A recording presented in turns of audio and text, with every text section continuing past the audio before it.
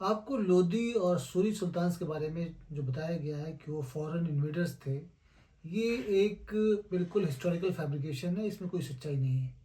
سچائی یہ ہے کہ چاہے وہ سوری رہے ہوں، چاہے لودھی رہے ہوں، وہ کہیں باہر سے نہیں آئے تھے۔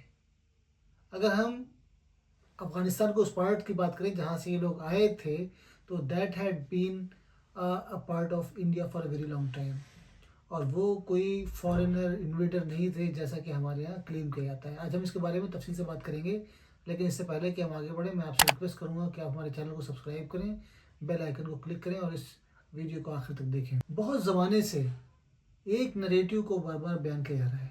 وہ نریٹیو یہ ہے کہ ہندوستان میں بہت سارے جو جیسے لودھیز یا سوریز یا اس طرح کے دوسرے جو لوگ آئے تھے، جن کو ہم لوگ انویٹر کہتے ہیں، وہ باہر سے آئے تھے اور انہوں نے ہندوستان کو لوٹا اور ہندوستان کو لوٹ کر یہاں کی جو دولت ہے وہ باہر لے گئے۔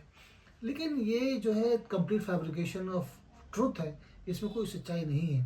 سچائی یہ ہے کہ that part of the sub continent was a part of India, وہ ہندوستان کا حصہ تھا جو لارجر سب کانٹیننٹ تھا، اور وہ دے ور ایکچولی انسائڈرز، وہ اسی جو سب کانٹیننٹ ہے اسی کا پارٹ یا پارسل تھے، وہ کوئی سینٹرل ایشیا کے انویڈرز نہیں تھے۔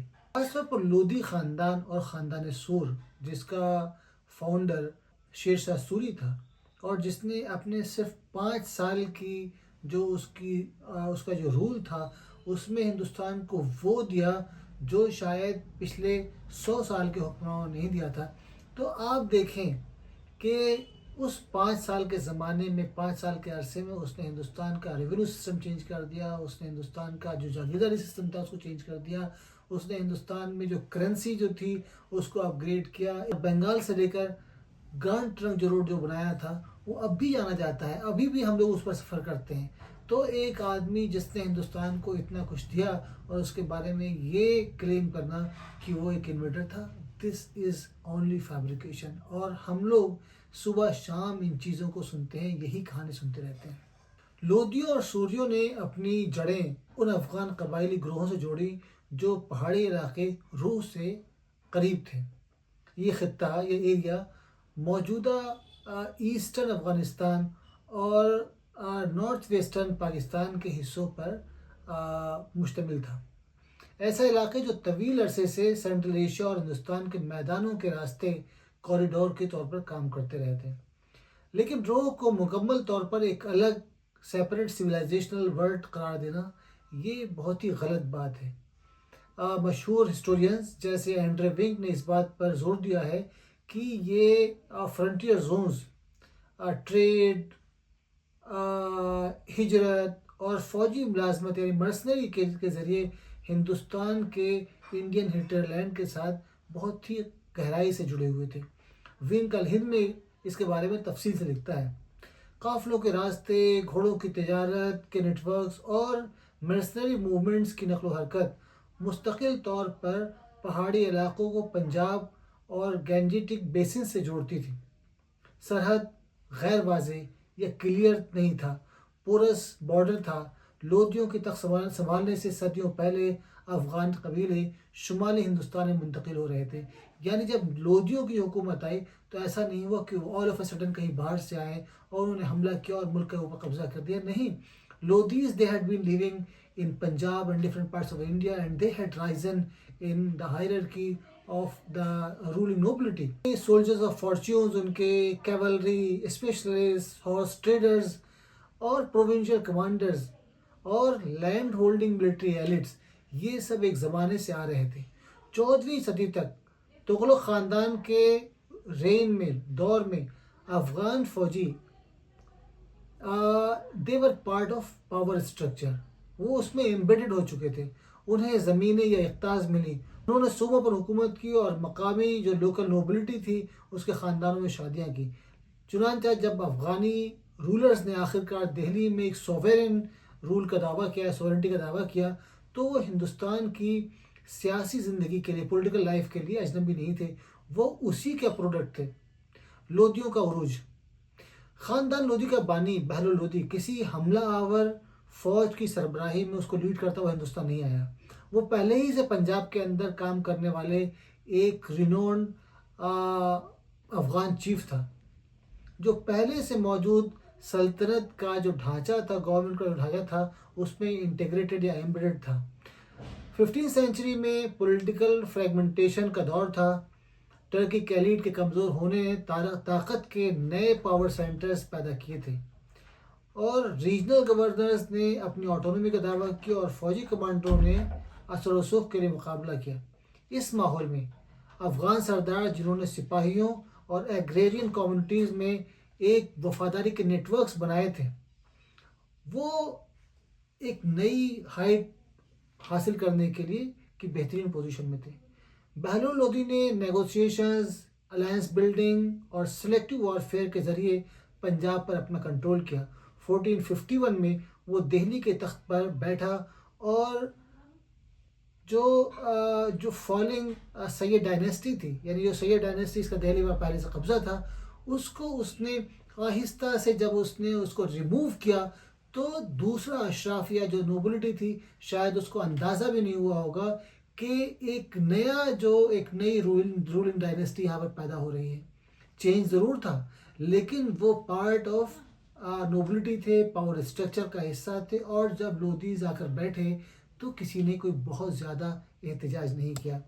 نارتھ انڈیا میں افغان جو یہاں پر آباد ہو رہے تھے، وہ مختلف برادریوں سے نکل کر لینڈ ہولڈنگ جینٹری میں شامل ہو رہے تھے، اور وہ ریجنل ایڈمنسٹریٹرز کا حصہ بنتے جا رہے تھے، بلکہ تبدیل ہو رہے تھے۔ ہسٹورینز جیسے پیٹر جیکسن اور ستیش چندرا خاص طور پر اس بات کو نوٹ کرتے ہیں کہ 15ویں صدی تک افغان نوبلٹی ہندوستانی ایگریرین اسٹرکچرز میں بہت ہی اندر تک ایمبیڈ ہو چکے تھے۔ وہ ریونیو جمع کرتے تھے، جو ایگریکلچر تھا اس کی نگرانی کرتے تھے، اور پولیٹیکل اسٹیبلٹی کے لیے جو لوکل کسان تھے ان پر بھروسہ کرتے تھے۔ یہ انٹیگریشن اس پرسیپشن کو چیلنج کرتا ہے کہ وہ کلچرل سب کانٹیننٹ ہے اس سے الگ رہے۔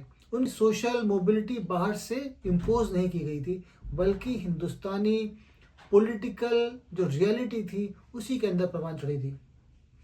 آخری دور کی دہلی سلطنت کی ایک امپورٹنٹ خصوصیت جو تھی وہ ملٹری میرٹ کی سینٹرلٹی تھی۔ لودھیوں اور بعد میں سوریوں نے ایک اسٹرکچرل ٹرانسفارمیشن کی مثال پیش کی۔ ایک دیسی یعنی ہوم گرون ملٹری میریٹوکریسی کا عروج ان کے آباء و اجداد نے ہندوستان میں اس کو امپلیمنٹ کیا۔ تو جو کیولری اور ملیشیا لیڈر کے طور پر انہوں نے یہاں ہندوستان میں شروعات کی۔ میدان جنگ کی کامیابیوں کے ذریعے انہوں نے اپنے آپ کو لائم لائٹ میں لے کر آئے، اور افغان اور ہندوستانی سپاہیوں کے درمیان انہوں نے وفاداری کے نیٹ ورک قائم کیے۔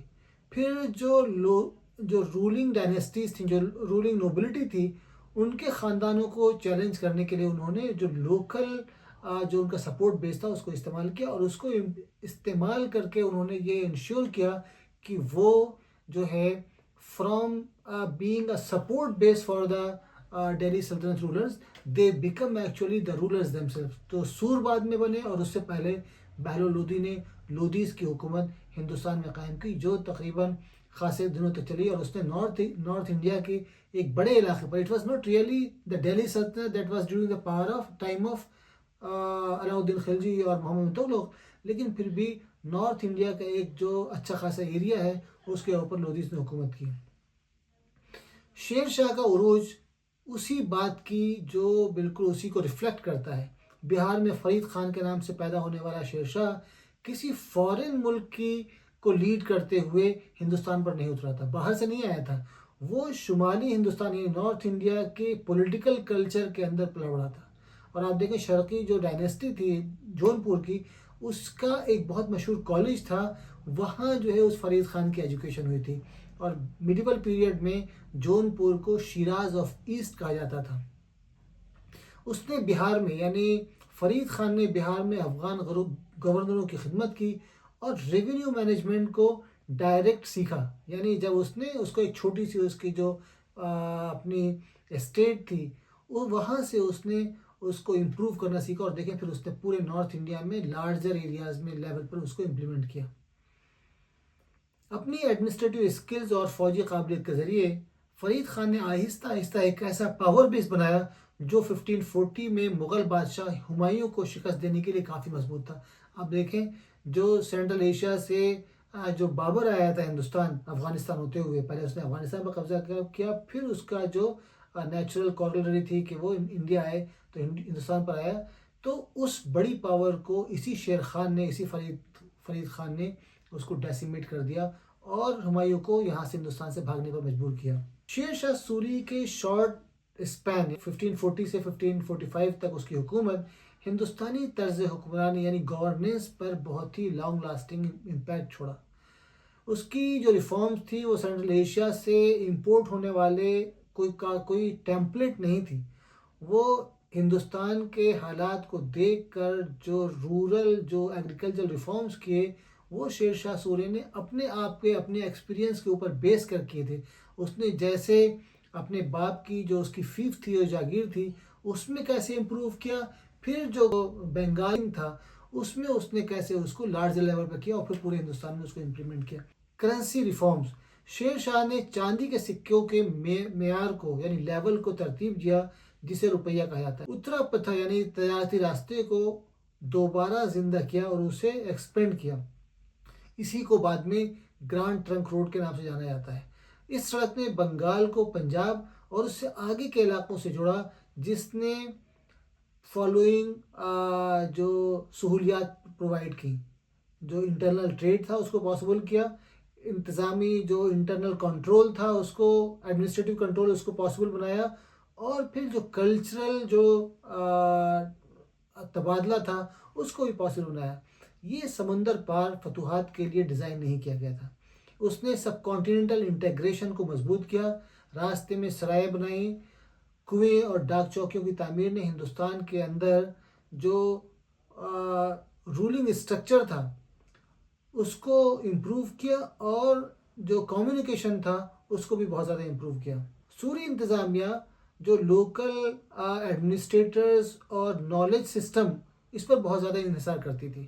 شیر شاہ نے گاؤں کی سطح کے ولیج لیول انٹرمیڈیٹریز اپوائنٹ کیے، ریجنل ریونیو آفیشلز اپوائنٹ کیے، اور مختلف بیک گراؤنڈ سے تعلق رکھنے والے فوجی کمانڈرز اپوائنٹ کیے.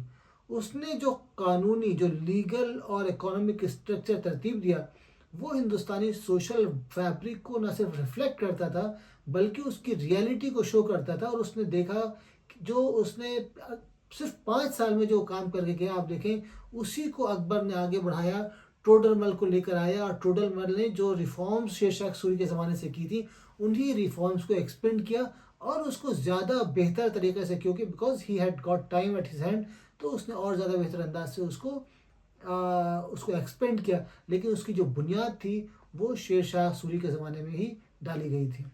اس نے جو لیگل اور سوشل ڈھانچے بنائے وہ ہندوستانی سوشل فیبرک کے مطابق ڈھالے گئے تھے. جب ہم ان تمام ایلیمنٹس کو اکٹھا کرتے ہیں تو ایک وسیع تر نمونہ کلیئر ہوتا ہے. 15th and 16th سینچری تک افغان قبیلے ہندوستانی پولیٹکس میں بہت لمبے عرصے سے پارٹیسپینٹ تھے. جو فرنٹیئر آئیڈینٹیز تھیں وہ لچکدار تھیں، الاسٹک تھیں اور متحد تھیں. جو آٹونومی تھی وہ محض فورن فتح کے بجائے انٹرنل پاور اسٹرگل جو ہے اس کے ذریعے منتقل ہوئی تھی. یعنی ان کے جو رولنگ ڈائنیسٹی بننے میں کوئی باہر سے کوئی انویژن کا کوئی رول نہیں تھا. آپ دیکھیں فرید جو تھا وہ بہار سے ساسارام سے آیا، اور جو یہ لودھیز تھے یہ پنجاب سے آیا. لودھی اور سوری دور دراز سے حکومت کرنے والے ان کنیکٹڈ آکیوپینٹس نہیں تھے. وہ ساؤتھ ایشیا یا سب کانٹیننٹ کے سوشو پولیٹیکل ایکو سسٹم کے اندر شامل ایمبیڈڈ ایلیٹس تھے. ان کا جو رائے ظاہر کرتا ہے کہ سرحدی اور جو فرٹائل لینڈز تھیں ان میں سوشل موبلٹی پیدا ہو رہی تھی. پھر فوجی ملازمت جو ہے it was actually moving towards power structure, اور شمالی ہندوستان نارتھ انڈیا کے اندر جو لوکلائزیشن آف پاور تھی وہ ایکسپینڈ ہو رہی تھی. سلطنت کے حکمرانوں کو غیر ملکی، یعنی دہلی سلطنت کے حکمرانوں کو غیر ملکی یا فورن انویڈرز کے طور پر پیش کرنا زیادہ تر کالونیل ہسٹوریوگرافی کا کام ہے، جو اکثر تہذیبی تقسیم یا سویلائزیشنل ڈیوائڈز پر بہت زیادہ زور دیتی تھی۔ بعد میں جو نیشنلسٹ کہانیوں نے بعض اوقات ان جو ڈویژنز تھے ان کو اور زیادہ پاور دی، جس سے میڈیول پیریڈ کے جو کمپلیکس جو پیریڈ تھا اس کو مقامی، لوکل اور فورن کے درمیان بالکل ایک ڈویلٹی میں بدل دیا گیا۔ رچرڈ ایٹن نے اس بات پر زور دیا ہے کہ میڈیول پیریڈ کے ہندوستان میں اسٹیٹ کے فارمیشن میں انٹریکشن، ایکوموڈیشن شامل تھا۔ لودھی اور سوری خاندانوں کا دوبارہ جائزہ لینا میڈیول پیریڈ کے ہندوستان کو دیکھنے کے لیے ایک نیا لینس پرووائڈ کرتا ہے۔ یہ بہت امپورٹنٹ چیز ہے۔ اگر جو کالونیل جو ہسٹورینز ہیں، اگر آپ صرف ان کی بات کو مانیں یا پھر جو نیشنلسٹ جو ایلیمنٹ ہمارے یہاں جو ابھی ڈیولپ ہو رہا ہے اس کی بات مانیں، تو پھر آپ ان کو ایک بالکل ڈفرینٹ لینسز سے دیکھیں گے۔ لیکن ایک پنجاب کا گورنر یا ایک جو بہت دنوں سے جو اپنی فیملی کے ساتھ، اپنے اس کے فور فادر کے ساتھ ساسارام یا جو بہار میں رہ رہا تھا، ان کا رائز جو یہ شو کرتا ہے کہ دیور پارٹ آف سے ایگزسٹنگ پاور اسٹرکچر۔ اگر آپ غور کریں تو آپ کو اندازہ ہوگا کہ لودھی اور سوری یہ غیر ملکی رولرز نہیں تھے، ایسے نہیں تھے جو باہر سے ہندوستان میں آئے، انہوں نے قبضہ کیا، آپ کسی ایک فوج کو ڈیفیٹ کیا، قبضہ کیا اور پھر باہر چلے گئے۔ نہیں، وہ ہندوستان سے ہی آئے تھے، ہندوستان سے ہی رائز ہوا تھا ان کا، پنجاب اور بہار سے، اور وہ part of the existing power structure تھے۔ ان کی میراث ہسٹری سے گزرنے والے اجنبیوں کی نہیں ہے، بلکہ ان رولرز کی ہے جنہوں نے میڈیول انڈیا کے پولیٹیکل جو اس کی آئیڈینٹی تھی اس کو کنسٹرکٹ کرنے میں، اس کو بلڈ کرنے میں مدد دی۔ تو چاہے سوری ہوں یا لودھی ہوں، ان دونوں نے کے بارے میں پہلی بات تو یہ ہے کہ they were not foreign invaders, they were part of India۔ وہ جس ریجن سے آ رہے تھے، یعنی افغانستان کا ایریا، پاسٹرل جو کمیونٹیز تھی ان کی، وہ سب کانٹیننٹ سے باہر نہیں تھی، وہ سینٹرل ایشیا میں نہیں تھی، وہ پارٹ آف انڈیا تھی۔ تو آپ دیکھیں جو پہلے وہ ریجن جو تھا وہ ہندو شاہی رول کا کنگڈم کا حصہ تھا۔ تو اس سے آپ کو اندازہ ہوگا کہ they were actually part of internal structure of the sub continent, وہ باہری نہیں تھے۔ تو یہ بہت ضروری ہے سمجھنے کے لیے، ہسٹری کو صحیح کانٹیکس میں سمجھنا بہت ضروری ہے۔